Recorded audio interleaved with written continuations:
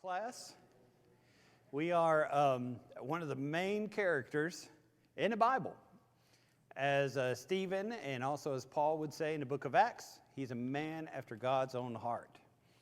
And this is one of the ones that Jesus oftentimes referred to. Sometimes he was son of Abraham, but more often than not, he was son of David. And so David is one of those central characters of Bible history that you have to figure out and know about, at least the background there, as you study about him, and it helps you in your walk with God. Now, what's interesting about David is he did many good things, but he didn't really do more good things than most other folks. What makes David special is not how good he was. What makes David special is about what he did when he messed up. Think for a little bit. You know, we focus on the Goliath, we focus on this and that. The mistakes David did. Bathsheba, that one really rings through, right? And we're even going to read about it, Matthew 1:5, you know, as you're going through the genealogy, you know, it goes through David and Bathsheba, the wife of Uriah. Matthew really makes sure that we know about that sin. That's a big one. But think of some of the other sins. He put a census on the nation of Israel, lost tens of thousands of Israelites because of that, through that curse. I've oftentimes thought if I was going to write a book on parenting and marriage, it would be interesting to go through the life of David and say, this is what you don't do. All right? Don't do this. You look at every one of his marriages, and oh my goodness, what's he thinking about? When you go through Michael, when you go through these others, and you go look through his children, and Abinijah and Abana, you go through Absalom, you go through the children, and you see the rebellious nature of every one of these kids and the selfish nature. He is not a good father, grandfather, husband. He is terrible. He's somebody who excelled at his job, did not excel at home at all. And think about when he brought the Ark of the Covenant over. The Philistines had shown, remember when they stole the Ark in the book of Judges? They had shown that the way to really honor God is to put the Ark or put their idol on a brand new cart. And that was the way back then that you would show honor to a God. So David did that. And of course, you know what happened? The oxen stumbled. It looked like the ark was going to fall over. And the man reached up and steadied it and was struck dead because he was treating God wrongly. And you go through David's life and you see so many mistakes. And so when you see all those mistakes, the question is, how in the world is David a man after God's own heart? A guy who commits adultery, is a terrible dad, terrible husband, a guy who, you know, did all these things wrong. How is he a man after God's own heart? Well, you read Psalm 51. You read other passages and you see the way of repentance, the desire to follow God, and you see the power that's there. All right, bring that to today. What does it mean to really be a Christian? To be an example in the church? Well, we've got a lot of guys, a lot of ladies, and, you know, I'm not going to put anything bad about this at all. But there's a lot of people who have been in church ever since, you know, they were there when they were born and had not missed a Sunday ever. In my very first job, when I was out of college, I worked in a congregation.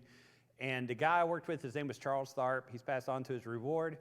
But one thing that Charles would oftentimes mention, when he was 4 days old, his mama brought him to church. Okay? And he, at that time, was in his 70s and had never missed a Sunday. Okay? I don't know if they have a perfect attendance award, but he was looking to grab it when he got to heaven, you know? All right, he had never missed a Sunday. A lot of us are that way, never miss a Sunday. We, you know, family is good, everything is good, and we go along, and sometimes we really elevate those people at church, and we say they're on a different level. I mean, look how spiritual those people are, and they are spiritual. But sometimes we look at people who have a history, and they have a past, and it's kind of a struggle because of their past and what they're dealing with for them even to be here. God, as we'll see in the choosing of David, does not look at people the way we do. He looks at the heart. And many times it's that repentance, it's that attitude of no matter what happens, fall down 4, get up 5, right? No matter what happens, I'm going to follow God and come back and be right with him. And that's what makes David stand out from a lot of the other people in the Bible. And that is one of those things that's really important for us to see. But before we get to David, we kind of got to set some background, right? We just finished with Ruth. Ruth is going to be hanging out about Judges 13 and 14. Yeah, right there around the time of Samson. You go through the Judges, and remember the very end of the book? There was no king in Israel, but everybody did what? What was right in their own eyes, okay? And so you go through and you see Judges just how bad within one generation we become. When Israel left Egypt, they were not a nation. They were a collection of tribes. In Exodus 20, when they were there at Mount Sinai, they're unified by their belief in one God. They're unified by their one culture. But the people of Judah stayed in Judah. The people of Gad stayed in Gad. The people of Asher stayed in Asher. They were different. And the only time that they really had interaction was the fourth feast, when they'd come together in Jerusalem and meet together and worship. And then after that, they would come home. And so in the book of Judges, realize, and a lot of times we don't, that Samson was not ruler over Israel. Gideon was not ruler over Israel. Usually there were about 2 or 3 tribes that he was working with, which they would expel the invaders and everything else. And so it's not really a nation per se as you're going through that. It's just a confederacy, if you will, a group of tribes gathered together by one law and by one God. But we begin to coalesce near the end of the book of Judges. And then you see Eli, the judge. You see his children are terrible children. And so Samuel is chosen. And Samuel is a pivotal character also in the scripture. He's the last of the judges, right? And he is a prophet, okay? And so you have that judge and that prophet, and he's a priest. So he is fulfilling all 3 of those things together. And he tends to work hard to try to unify the nation. Most of the high priests back at that time would choose one city to live in. When you study Samuel, he developed a circuit, and he would travel through the country in 7 different places in order to try to unify the people and put them together. Now, Samuel's kids did not turn out. Seems to be a theme going through this time. It's interesting, when you go through this time, the only one that had good kids was King Saul. You know, Jonathan was a great kid. Saul did everything else wrong. But anyway, that's one of those future book things just thinking about. All right. Samuel nears the end of his life. The nation comes to him and says, "We do not want your children to rule over us because they're terrible." I hurt Samuel's feelings. And they say, "We want a king. We want a king so we can be like all the nations around us. We want to look like everybody else." Okay? That hurt Samuel's feelings. And it hurt God's feelings. Because Israel had a king. Who was their king? God. God was their king. Okay? Now, in a sloppy way, bring that to modern day terms, a lot of religious Christian churches want to have one person be the head. Right? And maybe it's a pope, maybe it's a bishop, maybe it's a vicar. You know, a lot of them want to have that one person that you can look at and say, that is a guy that's in charge of us. Israel was not made to be that way. Israel was made that everybody was to operate correctly, and God was their leader, God was their ruler. And these people had said, you know, we really want that one guy. We really want that one guy so we look like everybody else. And there's a ton of spiritual application there when we think about the organization of the church, how a lot of problems happen when people want to look like somebody else and they want to look like the rest of the world. But God tells Samuel, don't be upset, Samuel. They've not rejected you. They've rejected me as king. And so they draw lots and they choose the tribe of Benjamin. They draw lots. They choose the family of Kish. They draw lots and it comes down to Saul. All right? Smallest tribe, smallest family, but Saul was head and shoulders over everybody else. He was very impressive looking. But Saul, there's probably some studies on mental illness that you can work with when you go through Saul. Saul, when he was chosen, he couldn't take it. He hid in the baggage. He could not stand to be in front of everybody and to have that pressure placed upon him.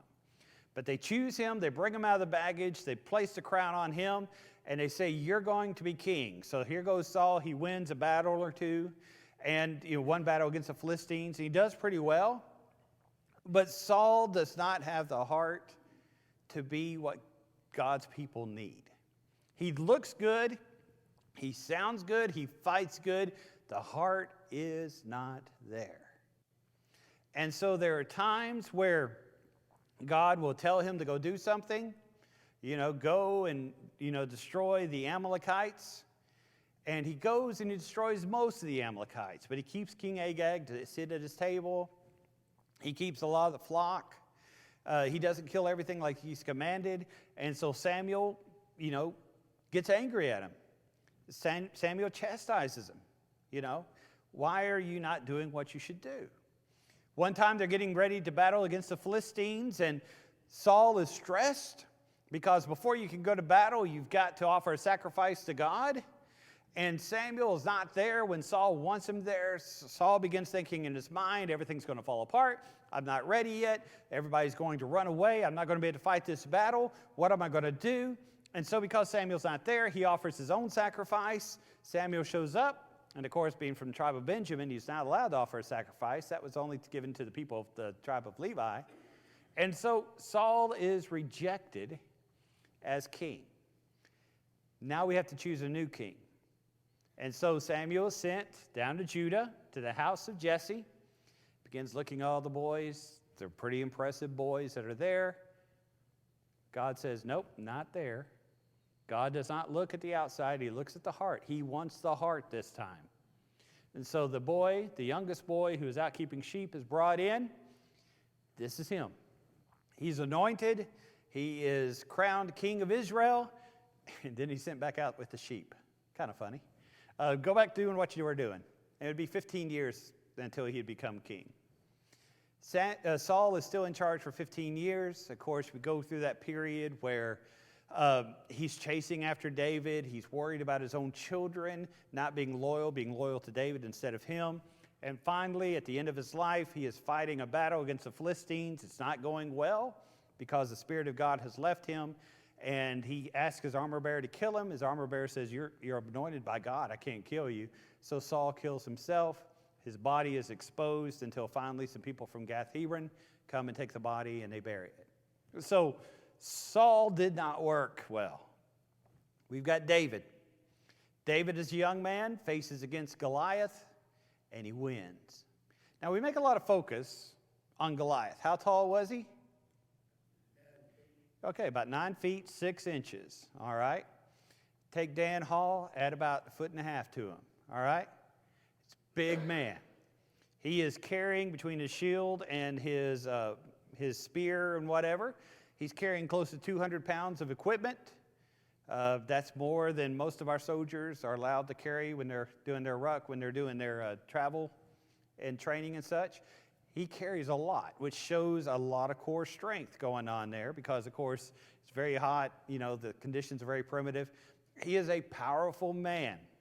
Now, we're told all of this information to juxtapose it, contrast it to David. Here's David, young boy. We don't know exactly his age. Probably older than the teenage that we want to make him to be, but he's very young. He's very unproven. He wasn't even supposed to be there. His father sent him to check on the front to see what was happening, and he finds himself in the middle of everything, and he's using a slingshot. Everything looks lower. But what happened back in those days is oftentimes one army would choose a champion, the other army would choose a champion. Wars back at that time were very messy and very ugly. We watch our movies today, and they have a war, and a good guy will shoot somebody, and that guy just falls over dead immediately, doesn't bleed or anything. And that's not the way real war is. Whenever you kill something, it doesn't always happen pretty, necessarily. And it's even worse than that when you're fighting in the way in which they would fight. And so to save from that, sometimes they would say, I'll have a champion, you'll have a champion. Greater than that would be to say, hey, that champion represents our God, that your champion represents your God. It's not the Philistines and the Israelites fighting. It's the God of the Philistines, Dagon, and the God of Israel, Yahweh, fighting one another. And that's the reason they talk the way they do when they fight. David wins. One of my favorite pictures of the Bible, if you could visualize it. David goes out there and wins. He takes Goliath's sword, cuts off Goliath's head, and here's this young boy walking back with his head and walking back with his sword back to the tent, head back home while everybody else is fighting. It's interesting thinking about that in my mind. All right, so David, he's an artist, a musician, he is a poet, he's got all these things going for him, and he's finally crowned king. For 2 years, Ishabeth, that's the son of Saul, reigns in the north. But David, he grows stronger and stronger, and he becomes king. Now, very first thing he does as king is he conquers Salem. We know it today as Jerusalem. And the Jebusites had been there forever. They said nobody could ever come against us. And David, of course, is a very cunning person. He goes through the water and through the water vent, and he conquers the city and overcomes it, and he makes that the city of David, later known as the city of God. And he reigns as a king, and he does very, very well. God is with him. God gives him much power. God looks at him, and it's just impressive at all the things that he is able to do. And so David rules over the north and the south, and Jerusalem becomes the symbol of the entire country. It's now a nation rather than a confederacy. All right, so he conquers the Philistines.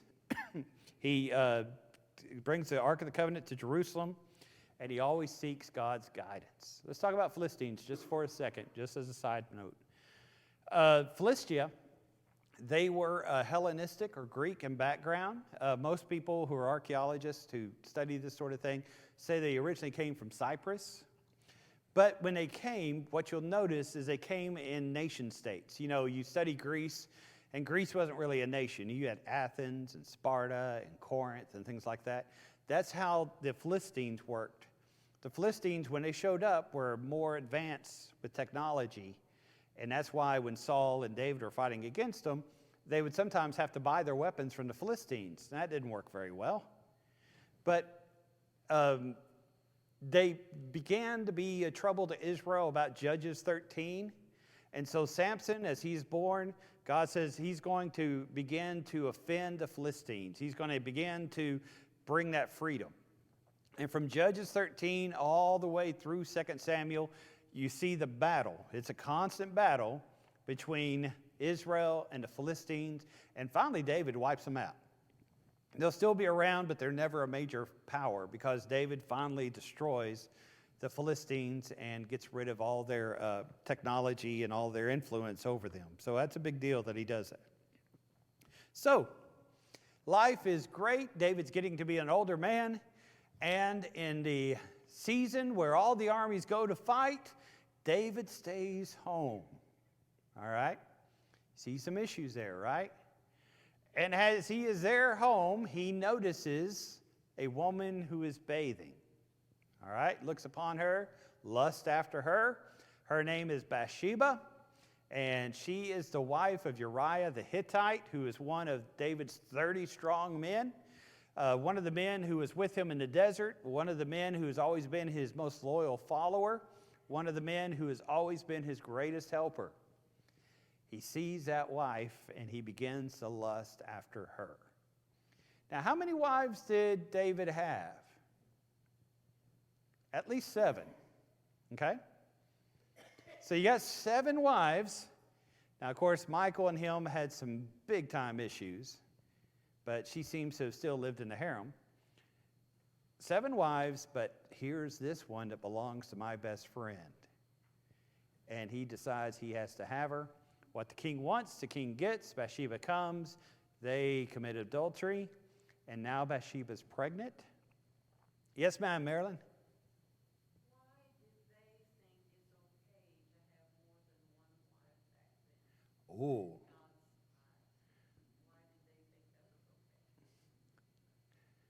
Best answer is I don't know.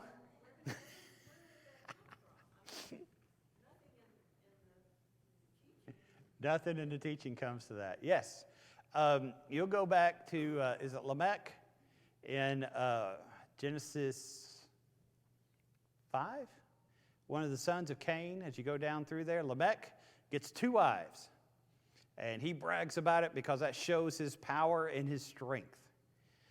And you start there and you see where it happens oftentimes in the Old Testament. Now you get to Matthew 19, and actually they were talking about divorce, and Jesus says some of these things were allowed because of the hardness of your heart, but it was not so. God wants one man, one woman for life. And except for the case of adultery, and except for the case of the death of a spouse, Romans 7, one man, one woman for life is God's plan. That's how it needs to go. Now, you'll run across some people sometimes who say, well, I believe in biblical marriage, and then they'll list off all these weird marriage things that happen in the Old Testament. What I want you to notice, biblical marriage is one man, one woman for life. In the Old Testament, you have a lot of men who are married to more than one woman. All right? Look at every one of those. It never works. It is not good. Abraham, hey, why don't you sleep with Hagar? We'll just have 2 wives. Bad choice, right? Okay. Isaac, Isaac had 1 wife. Jacob had 2 wives. That sure didn't work. David had multiple wives, which was a warning that Moses was saying in Deuteronomy. You get a king, he's going to take all your money, going to take all your wives, he's going to take all your possessions. It's not what you think it is. Having a king is not great, and they did it anyway. Solomon, multiple wives. Did it go well for him? Sure didn't. But why it was allowed, I don't know, but it sure wasn't a good idea. All right? You think 1 wife's hard to afford? Imagine having multiple ones, right? You think 1 husband's hard to afford? Imagine having multiple ones. Imagine all the trouble that comes with that. That's not God's plan or God's design. But as far as looking at a verse of why he allowed it, I don't know where there would be one. No, and they should have. They should have. Usually it's a show of wealth and a show of power when they start accumulating many wives there. And it never goes well. It just doesn't go well at all. That's for sure.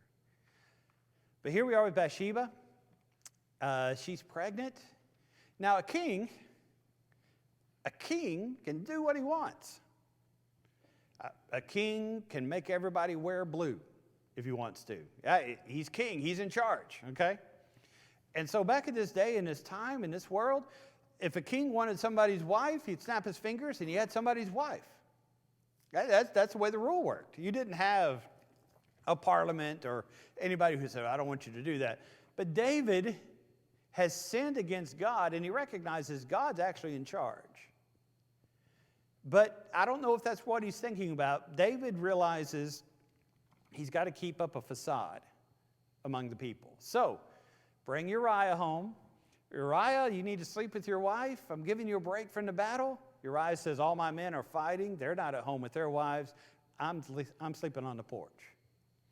David gets him drunk so that he will not have any inhibitions, so that he'll go in the house and sleep with his wife, and all this will be covered up. Uriah won't do it. So David sends him to the front. David tells his general, put him in the middle of the battle, pull back, let Uriah die. You can imagine Uriah's thought process when he's in the middle of the battle leading his men, and all of his men run away. Uriah dies. David has a great state funeral. David recognizes publicly, here's Bathsheba, poor lady. Nobody here to protect her, nobody here to provide for her. I'm going to marry her. And so David marries her. Everybody sees that she's pregnant, and everybody sees that she's about to have a child. He makes himself a national hero in the eyes of the nation to cover up his sin. There you see just how corrupt, dirty, and nasty his life is.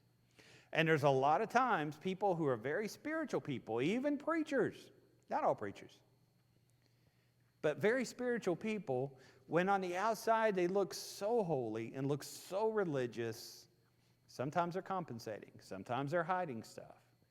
But God sees. And so here comes the prophet, Nathan. Nathan tells the story about the sheep, right? Here's a guy with 100 sheep. Friend comes over. He's got to fix a meal. I'm not going to use one of my own sheep. I'm going to go steal my friend's lone sheep that he sleeps with in the bed every night, okay? You got a dog, a cat that sleeps with you. He had a sheep, all right? Not bad. All right. That's a preacher joke. Never tried it before. Probably never happen again. All right. But that's a preacher joke. Well, he takes his sheep, slaughters it for the dinner. Bad move. So here we are. Nathan says, that's you. You are the man. David repents. His boy, infant son, still dies. But David realizes how bad he's done. Now, sorrow is good. Repentance is good. Consequences sometimes don't leave. The sword will never depart from his house. His descendants will constantly be killed all the way down the line. Very few natural deaths among his children. All the way down to Jesus. Did Jesus have a natural death? No. Okay, that's going to be his family. That's going to be his house for all generations as you go down. He's going to have a lot of issues and a lot of troubles because of everything that's happened. And his life becomes very difficult as he goes through this and as he deals with it. Yes, sir? David did what he did because he could. He did what he did because he could. He was king. And we run into trouble when we think there's no accountability. Accountability is one of the keys to success. But we don't want accountability very often. But that is one of the keys, absolutely. All right, here we are with Bathsheba. We have another child. That child is going to be king. What's his name?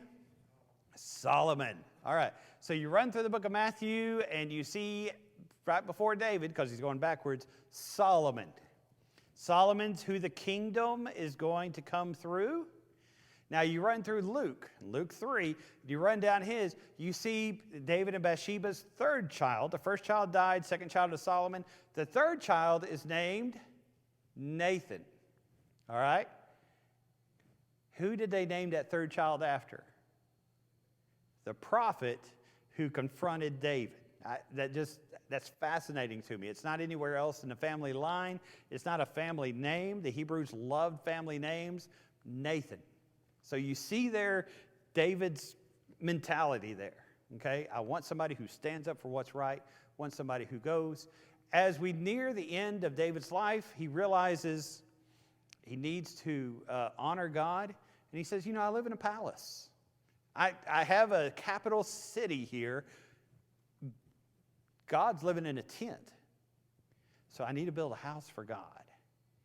And so as he's building a house for God, God comes, and Nathan hears about it, the prophet, and says, this is a great idea. God hears about it, sends Nathan back, and he says, God, first of all, doesn't need a house. We'll see that with Solomon. But you're a man of blood. You don't build this house. Your son will build this house, right? And this will get a whole lot deeper than we have time to get. But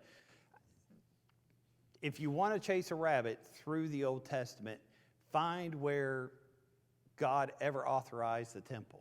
God's authorizing something else. And so there's a lot of interesting things happening there that finally come to a culmination in Matthew 23. But that's a deep subject that we sure don't have time to cover tonight or today. Some people agree with it, some people don't. But getting back to our subject, Solomon will build this house. Your son will build this house. And so Solomon builds the temple, prays the longest prayer in the entire Bible, and it's the most beautiful building which existed at that time, and for almost 2 centuries will be the biggest building in the entire world. Now, you have the pyramids in Egypt, but as far as a building of worship, this is one of the more impressive buildings anywhere around. Spiritually speaking, David's son is going to build a house, but it's a house, Daniel 2:44, not made with hands. And that's Jesus, who will build the house, which is the church, where God dwells with his people. You see that? And so there's a little bit different twist on the prophecy going on here than what you just meet at the eye when you're cruising through here in the Old Testament, especially when you're hanging out in Bible class, playing with the flannel boards. And we don't have flannel boards anymore, which is a shame. But, oh no, I'm going in the water. I had fun with flannel boards. You see a big difference. Now, greater than that, when you look at the way the words are used, especially in Chronicles, David says, God, I'm going to build you a house. God responds and says, David, I will build you a house. Now, what that house is the dynasty of David, and that dynasty will reign forever. Now, we run into some trouble with that because we get to the very end. Jehoiakim, who is just a rascal, and Jeremiah says, I am so glad that Jehoiakim is gone. He said, because we had needed all those people dead. Nobody of that house is ever going to reign on the throne again. And we go, wait a second, Jehoiakim, wait a second. David has made this promise. Your house shall remain forever. There will always be someone on the throne. Jehoiakim, hey, nobody in his family will ever be on the throne again. And we think, oh, that's a conflict. Luke 3 describes it and tells us it's not a conflict because it doesn't go through Jehoiakim, but it still goes through David where Jesus appears and Jesus is seen. So if you remember that very first lesson that we looked at, Matthew's account, which goes through Solomon and through Jehoiakim, that family line there is the legal, through the father, to Joseph, that brings us to Jesus. Luke 3, that genealogy goes through the blood, a family relationship, to show us as we get down to where Jesus is, as we go there. And so as we see all those things. So there we see David later in his life, very old man, he appoints Solomon as king, and then we continue, and we will soon be in a divided kingdom and the stuff that goes there. Now, at the end of every lesson, we look at the sap on a tree, and I think I got a few minutes. And if you remember where I got this from, you see the sap of a tree in the root, in the trunk, in the branches, and in the leaves. It's everywhere, okay? When we're looking at the genealogy of Jesus, one thing I believe is that by looking at anybody in that family tree, you see something that reflects Jesus. And the purpose of this genealogy is not just show us the providence of God, but to show us different facets of the character of Jesus. So David's pursued by Saul, the rejected king of Israel. You see that in 1 Samuel 19. Jesus, when he was born, the Idumean, the man of Esau, pursued Jesus, tried to kill him, killed everybody 2 years old and younger. Even with David's imperfections, God loved David and made a covenant. Jesus, even with our imperfections, loves humanity and has made a covenant with each one of us. David's son Solomon means peace, inherited the throne. David's descendant Jesus is the Prince of Peace and sits on the throne forever. David was tempted when he saw the woman. He lusted, he sinned and fell. Jesus was tempted, Matthew 4, and he did not sin. For we do not have a high priest who cannot sympathize with our weaknesses, but was tested in all ways, and yet did not sin. Hebrews 4 and verse 15.